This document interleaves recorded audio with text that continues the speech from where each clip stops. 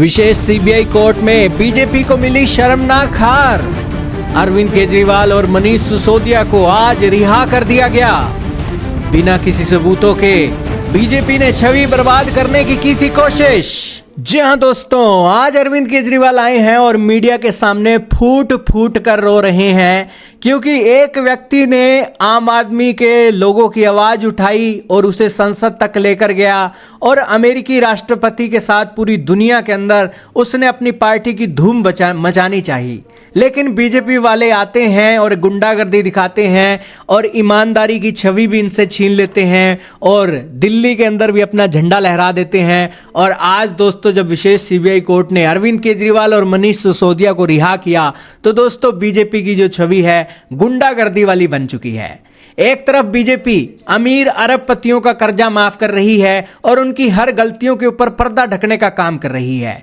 ये आम आदमी पार्टी के नेता ही हैं राघव चड्ढा, जो बीजेपी और अनिल अंबानी की सांठगांठ को पूरी संसद के अंदर एक्सपोज करते हैं और बताते हैं कि कैसे मोदी और अंबानी मिलकर देश की जनता को लूट रहे हैं उनके इनकमिंग के हक को छोड़कर। इसी के अलावा एयरपोर्ट पर अरबपतियों को फायदा पहुंचाने के लिए 20-10 रुपए की चाय और समोसे को ये 300-400 रुपए में बेच रहे हैं ताकि अरबपतियों का फायदा हो सके भाई साहब। और इसी के साथ ही ये बीजेपी पार्टी आज 28 दिनों का पैक रख रही है। जो आवाज बीजेपी को उठानी चाहिए वो आवाज आम आदमी पार्टी उठा रही थी और उसी आम आदमी पार्टी के नेताओं को दोस्तों जेल में डालकर बीजेपी ने दिल्ली जीती। और दोस्तों सीबीआई और ईडी का इस्तेमाल एक हथियार के तौर पर बीजेपी ने किया और बीजेपी का दोस्तों यहां पर खूब एक्सपोजन हो रहा है। एक तरफ कांग्रेस ने जहां बीजेपी के ऊपर आरोप लगाए कि भारत की छवि को इंटरनेशनल मंच पर मोदी ने बदनाम कर दिया और एक मेडल लेने के लिए 72,000 से ज्यादा फिलिस्तीनियों के एक जो मौत का सौदा हुआ था उसके ऊपर उन्होंने इजराइल का समर्थन दिखा दिया। और भारत की छवि जो मीडिएटर की होनी थी वो मोदी ने दागदार कर दी। और फिर भी दोस्तों सोशल मीडिया पर कुछ एक लोग कहते हैं कि हम मोदी जी का विरोध नहीं कर सकते, हम कोई वो नहीं है जो यहां पर विरोध कर सके।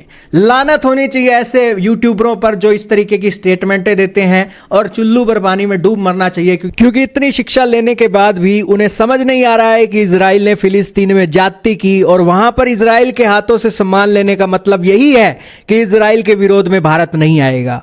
तो इसमें दोस्तों जो न्यायपूर्ण भारत की छवि थी वो भारत के प्रधानमंत्री ने बदनाम की या नहीं की।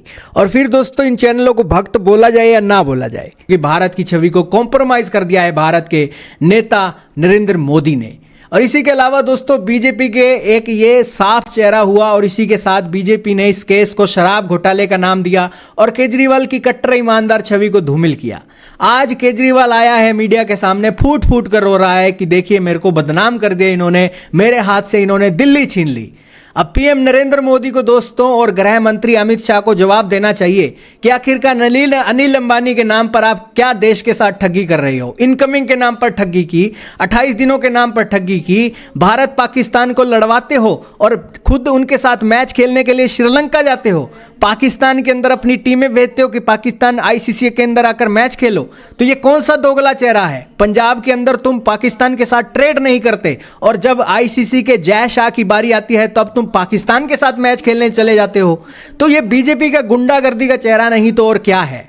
तो इस मामले में देश की छवि को जो कॉम्प्रोमाइज किया गया इजराइल के अंदर वो भी आज पीएम मोदी की जो छवि है उसको कॉम्प्रोमाइज लीडर के तौर पर कर रही है। और पीएम मोदी जो कहते हैं कि शांति के पक्ष में है, लेकिन शांति के पक्ष में तो हैं लेकिन न्याय के पक्ष में भारत नहीं है। और शांति की एवज में दोस्तों अगर अन्याय भी भारत को करना पड़े तो बीजेपी पार्टी करने के लिए तैयार है। और वही केजरीवाल के साथ अन्याय हुआ और वही फिलिस्तीन के 72,000 लोगों को मारकर इजराइल ने जो अन्याय किया है, नेतन्याहू ने जो अन्याय किया है, वहां जाकर ये मेडल लेकर आए हैं।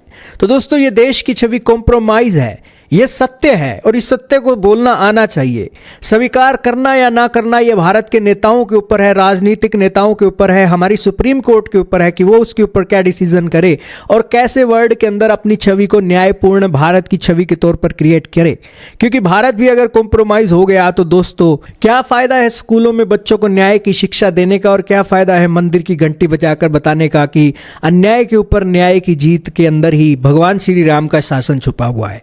तो तो दोस्तों आवाज़ उठाना एक बनता है और उसी के ऊपर आवाज़ उठाएं और इसी के साथ नेताओं का बनता है कि यहाँ पर हक लें और न्यायपूर्ण शासन की एक नींव रखें, ना कि शांति के पक्ष में रहकर अन्याय का साथ दें।